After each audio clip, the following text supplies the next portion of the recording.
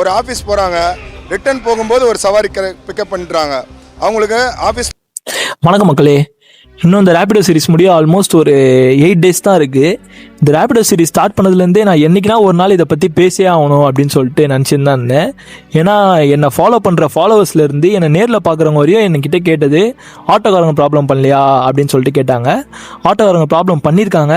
Last 2 weeks முன்னாடி கூட என்னை ஒரு ஆட்டோக்கார் வந்து கேட்டார், என்னப்பா தம்பி ஏன் ரேபிடோ ஓட்டுறீங்கன்னு சொல்லிட்டு கேட்டார். நான் அவர்கிட்ட வந்து சொன்னது வந்து, இல்லை நான் காலேஜ் படிக்கிறேன், என்னோட ஒரு கை செலவுக்காக நான் ஓட்டுறேன் அப்படின்னு சொல்லிட்டு சொன்னேன். அதுக்கு அவர் வந்து, நீ சின்ன பையனாக இருக்க, நான் வந்துட்டு ஒன்று சொல்லிக்கிறேன்ப்பா, ரேபிடோ வந்து இப்போ நீ ஓட்டாத, அதாவது எல்லோ போர்டு வச்சவங்க மட்டும்தான் கமர்ஷியல் யூஸுக்கு யூஸ் பண்ணணுன்ட்டு அவர் அவ்வளோ தெளிவாக சொன்னார். அப்போ எனக்கு வந்து அந்த இடத்துல இருந்து ஒரு சைடு பதட்டமாக இருந்தாலும் அவர் சொல்கிறதெல்லாம் புரிஞ்சிச்சு. சரின்ட்டு நான் வீட்டுக்கு வந்துட்டு ரேபிடோ ஓட்டலாமா வேணாமான்ட்டு உண்மையிலே நான் யூடியூப்பில் சர்ச் பண்ணி பார்க்கும்போது இந்த ஸ்க்ரீனில் பார்க்குற அட்வொகேட்லாம் வந்து சொல்லியிருந்தாங்க.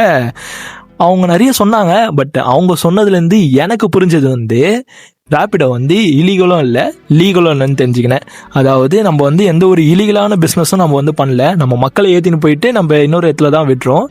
அதாவது லீகலும் இல்லைன்னு பார்த்தீங்கன்னா, நம்ம வந்து இன்னும் எந்த ஒரு ஜியும் வந்து பாஸ் ஆகலை. அதாவது ஒயிட் போர்டு வச்சவங்களாம் ரேபிடோ ஓட்டலாம், கமர்ஷியல் யூஸுக்கு யூஸ் பண்ணலான்ட்டு எந்த ஒரு ஜியும் பாஸ் ஆகலை.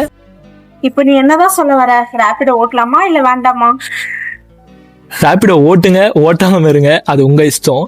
என்னை பொறுத்தவரையும் அந்த ஆட்டோக்கார் என்கிட்ட வந்து இன்னொரு வேர்டும் சொன்னார், எங்கள் வாழ்வாதாரம் கெடுற அளவுக்கு நீங்கள் ஓட்டுறீங்கப்பா அப்படின்னு சொன்னார். இன்னொருத்தவங்க வாழ்வாதாரம் கெடுற அளவுக்கு நான் ஓட்டணுமா அப்படின்னு சொல்லிட்டு எனக்கு தோணுச்சு. ஸோ இப்போலாம் நான் வெறும் பார்சல் அண்ட் ஃபுட் டெலிவரி தான் ஓட்டுறேன். ஒரு இடத்துல போயிட்டு நான் மாட்டிக்கினேன், திருப்பி வராத பட்சத்தில் தான் பேசஞ்சர் எடுத்துன்னு வருவேன். அண்டு உங்கள் இஷ்டம் தான் இனிமேல் ஓட்டுறது.